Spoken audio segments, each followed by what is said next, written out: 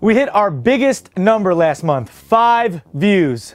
No, I'm just kidding. 5.5 million views in December, the largest month ever for Fastlane Daily. Of course, we have to thank all you guys for that, our audience, who for the most part loves us but also continually wants to hate on us in the comments, and that one dude that loves the ZR1 so much he posts about it every day for 7 months. ZR1 is king, right? That's what he writes, correct? Yes. So from everyone here at Fastlane Daily, thank you and Happy New Year. It's our first episode of 2011. And we got some big news today. China's taken over the world by just pretty much buying up everything, including Pininfarina. We got news on an Enzo Ferrari prototype being sold, Jim Glickenhaus's P4 Competizione, and of course, Commenter of the Week. What's up, everybody? I'm Derek D. And if you don't know what you're watching by now, well, then you obviously clicked on this by accident. Stick around, though. It's a cool show, I promise.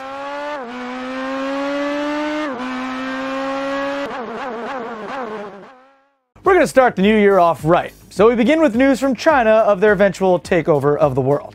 Reports indicate that Beijing Automotive is interested in buying the world-famous Italian coach builder and design house, Pininfarina. Currently, Beijing Auto, or BAIC, produces both Hyundai and Mercedes branded vehicles for the Chinese market. Think of it as a way for big companies to toss money at someone in a foreign land to handle their problems. Yeah. The Chinese car company also has a bunch of weird portfolio assets. They own the design and intellectual property rights to the Saab 9-3.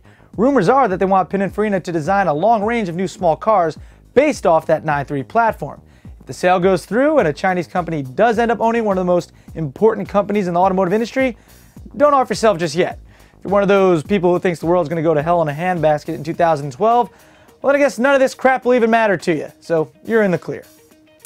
And speaking of Pininfarina, let's turn to some Ferrari news. More specifically, the sale of one of only a handful Enzo prototypes.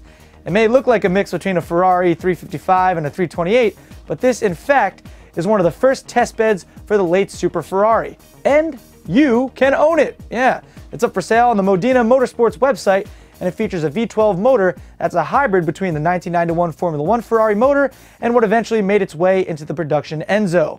Pushing 670 horses, the year 2000 model is certified from the factory as an Enzo prototype. It is cool, but no price is listed, so that means it's too much for 99.99998% of our demographic. So in essence, we're looking at you, Steve Jobs.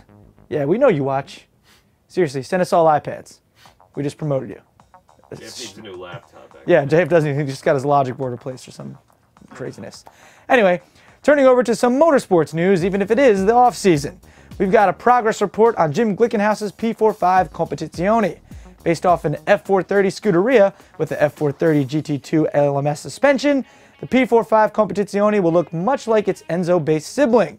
A full carbon fiber body with only a steel roll cage and chassis, this racer is set to compete in its own class at the 2011 24 Hours of Nurburgring. Progress looks good from what we can tell in these photos and video, but let's just hope they have enough time to test and tune prior to the spring race. We gotta hope for that. Right? Absolutely. All right. You guys know what time it is? Alan? It's 11:32. 11:32? No, it's Commenter of the Week time. It's not 5:30 in the morning? Comments! All right. Well, of course, we had to go with a comment that pertains to last week's debacle of snow that pounded the tri-state area. May I add that my county, Monmouth County, New Jersey, got hit the worst. 30 inches of snow, or maybe it was Ocean County, but still, that's right below us. Anyway, we have a comment from a guy named Mr. Johnny Jones.